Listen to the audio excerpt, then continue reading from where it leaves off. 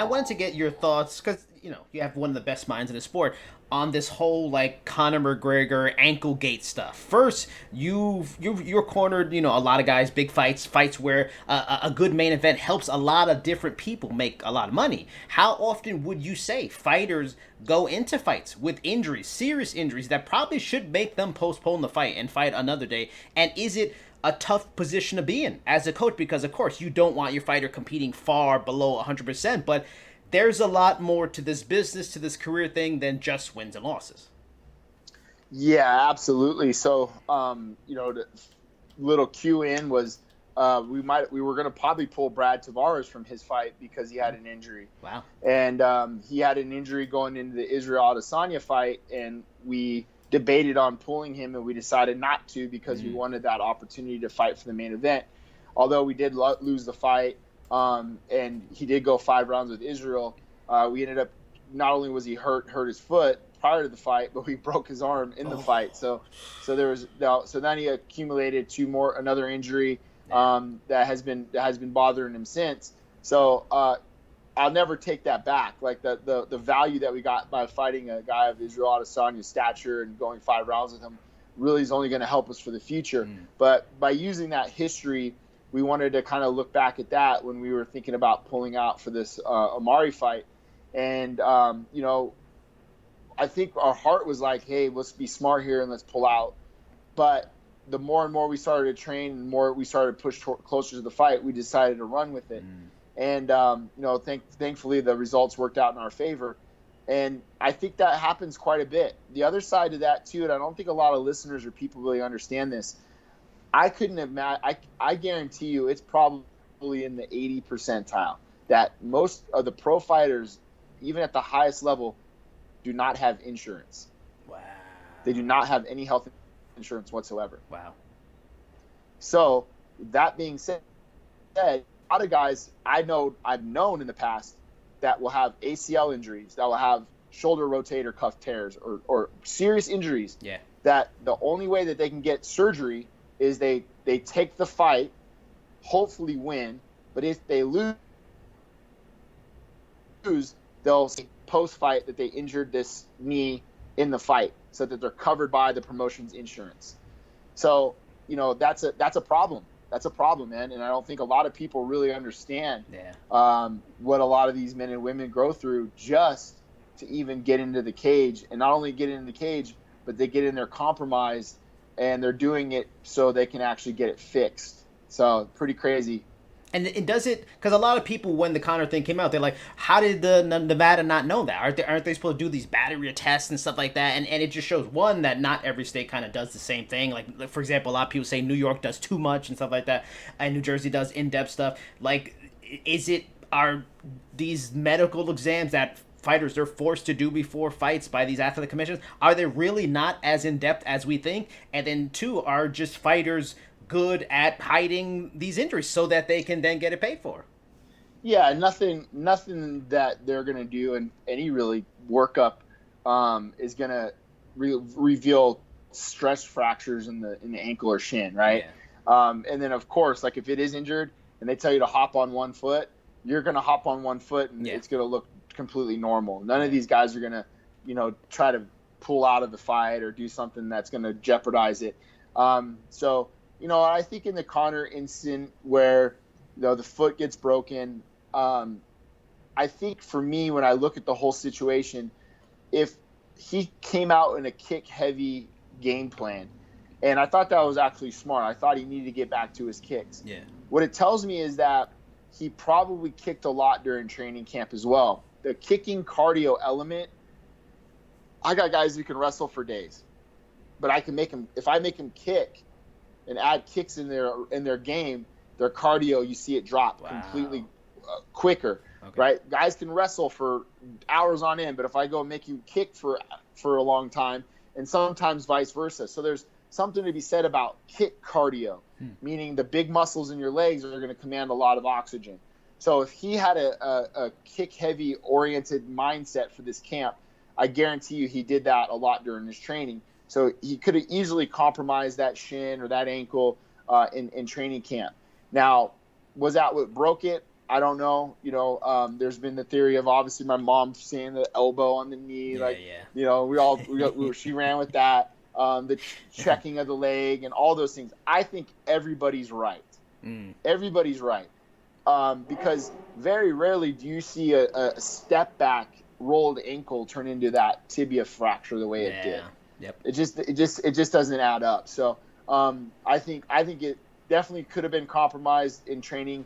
I definitely think it was just kind of, just one domino after another, and then that was the end result. So unfortunate to see the fight end that way, but again, it's part of the sport. His coach, John Kavanagh, surprised a lot of people when he was like praising his first round performance. In a round, 2 judges gave a 10-8 to Poirier in a sport that 10-8 are hardly even given out. Now, first, how important is it to be like this voice of reality for a fighter in his ear? Because you want them to be confident. Of course, confidence is key, but also aware that if they're performing poorly, they need to know. Second is the end of like a working relationship with the fighter, kind of the pitfall of being a coach. So, you can't be a yes man for a coach. You have to be honest. Is it a bad thing to be too positive sometimes? Yeah, I mean, I don't know the man all that well, so I would. It's hard for me to say something without knowing all of the entire equation. Right. But from an outsider's perspective, looking at the situation, I just almost felt like he said that to kind of just have his guys back, maybe trying to just be supportive. Yeah. But in reality, we all watched the fight. We all know, if you want to argue, no problem. But it was a dominant round on top. Poirier was hitting some of the most savage ground and pound I've seen. Like it was cracking this dude, man. Cracking him. Now, to say that he thought Conor was doing great there. Man, I don't know. It just felt like round 2 is going to come out and it's going to be the same thing and a whole lot worse. But again, like we weren't predicated to be able to see that. Could they have made some adjustments? Sure, for sure. We saw that in the Chandler Oliveira fight. How the tides turned very quickly after one round. So to me, I just feel like Kavanagh was just trying to more have his guys back. But if he was, not up front with him behind closed doors, then there's obviously a problem there. Is that kind of like the fraternity of coaches? Because you'll see these coaches in NBA, NFL, and they'll take the heat for losses and stuff like that. Like, it's my decision, or they were doing things. Is that part of like the job also of a coach? Yeah, you got to tell them in private, like, dude, you didn't, this was in here, you had to make these changes, you weren't listening to that. But is it good for like a relationship and for their confidence? Because we know when a fighter loses, everybody wants to shit on them and hate on them. All the friends leave, but you have to be there in the supporting role. And if it means publicly saying something that other coaches will make fun of you for saying, it's worth it to help their confidence and keep them mentally strong after a tough loss. Yeah, if another coach is making fun of you because you took the blame, then that's probably not a high level or a true coach, to be honest with you. Like the camaraderie that we have amongst one another, as far as your high level group of coaches, and I'll rattle some names off. Henry Hooft, Tyson Chartier, James Krause, Brandy Gibson, Trevor Whitman. Like we all speak, we talk constantly. Jim West. We're all very close. Perumpa, like I talk to those guys. Like I appreciate these guys. Eddie Chaw, I appreciate these guys. Yeah. And we bounce scenarios off of one another. We speak all the time. So the fraternity that I think we have with one another, we're very supportive. And there's times where we get called out for stuff or we make a wrong call. Like it was Tyson when Cater and Max fought. And everybody was, you should throw him in the towel. Yeah. I was the first dude to jump on that grenade for that guy. I was like, man, you guys don't know shit. Like Calvin Cater is a fucking savage. Yeah. Right. And then, in private, Tyson wrote me. He's like, bro, thanks for having my back on that. Because I know what it's like. I've been there before. I've been on the other side of that. So, I would never throw fuel on the fire. Unless you're some douchebag coach, but there are some of those guys out there. Yeah. But for the most part, we take care of one another, and I don't know John Kavanaugh that way, but I respect the shit out of him. I think he's done a great job for the sport. So I would never jump on a scenario where I feel like maybe he was just trying to have his guys back more than anything. So would you say that in the lunchroom of like the UFC Apex on Fight Week, and one of the douchebag coaches comes in, is it like, whoa, whoa, whoa, bro, this seat's taken. This seat's taken. You kind of know it though. Like you kind of know who they are, and they don't get involved. Like last week or 2 weeks ago, myself, Brandon Gibson, Henry Hooft, and Ray Sefo, we all sat in the room, and we sat here for 3 hours and talked story. Yeah. And like there's guys that were not making that phone call like, hey, come sit and hang out with us. Like they're just dudes that are just they're not in. Like they're more about themselves than they are about their team. And so I don't know, man. Like there's coaches that are out there that are like that, but for the most part, the majority of them, man, there's so much high respect for one another.